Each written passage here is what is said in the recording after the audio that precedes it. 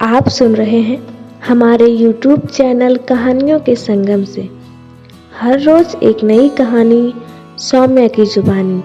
सभी को नमस्कार दोस्तों, मेरा नाम है सौम्या। मैं कहानियाँ सुनाती हूँ। आज की कहानी है ईमानदारी सर्वोच्च नीति है। Honesty is the best policy. एक राहुल नाम का व्यक्ति था। स्वभाव से बहुत ही गंभीर था। उसकी पढ़ाई पूरी हो चुकी थी, लेकिन कोई नौकरी नहीं थी। दिन रात वो काम की तलाश में इधर उधर भटकता रहता था।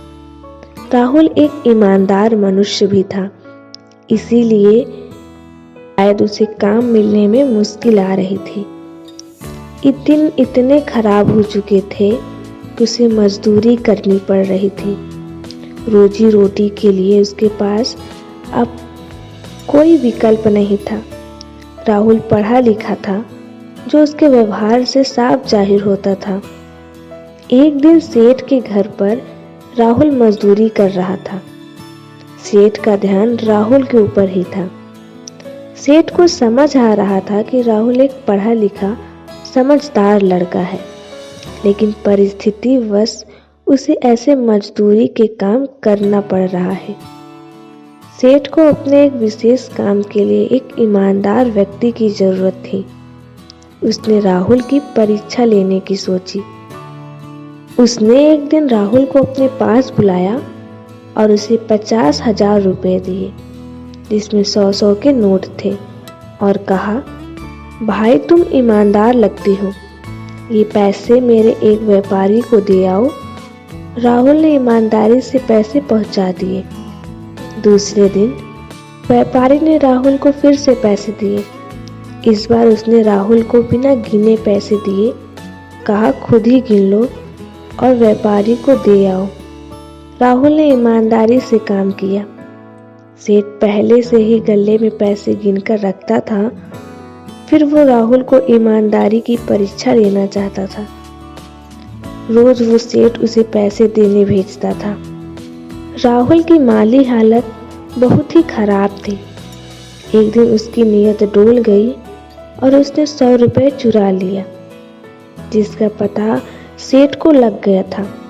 पर सेठ ने कुछ नहीं कहा, फिर से राहुल को रुपए देने भेज दिया। सेठ के कुछ न कहने पर राहुल की हिम्मत बढ़ गई। उसने रोजाना चोरी शुरू कर दी। सेठ को उम्मीद थी कि राहुल उससे सच बोलेगा, लेकिन राहुल ने नहीं बोला। एक दिन सेठ ने राहुल को काम से निकाल दिया। वास्तव में सेठ अपने जीवन का एक सहारा ढूंढ रहा था। उसकी कोई संतान नहीं थी। राहुल को भोला भाला जानकर उसने उसकी परीक्षा लेने की सोची थी। अगर राहुल सच बोलता तो सेठ उसे अपनी पुरानी दुकान सौंप देता।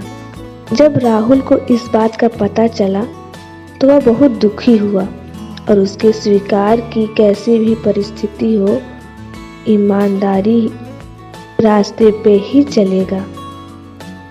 तो कैसे भी मुकाम आए, व्यक्ति को ईमानदारी का साथ नहीं छोड़ना चाहिए।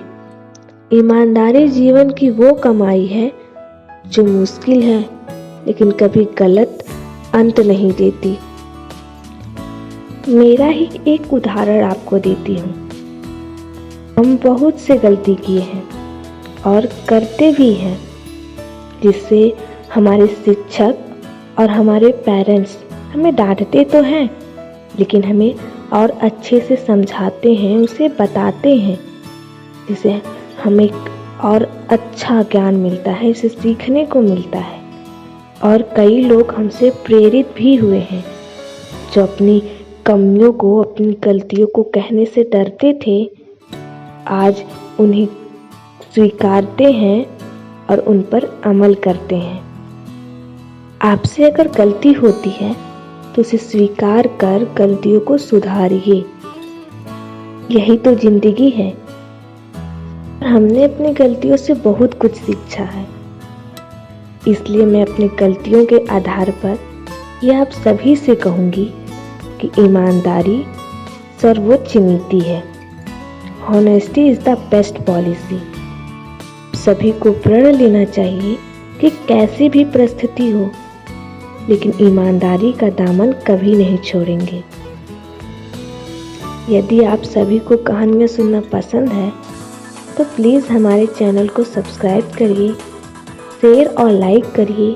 आप सभी के सहयोग से हमें भी कहानी सुनाने में आनंद आएगा।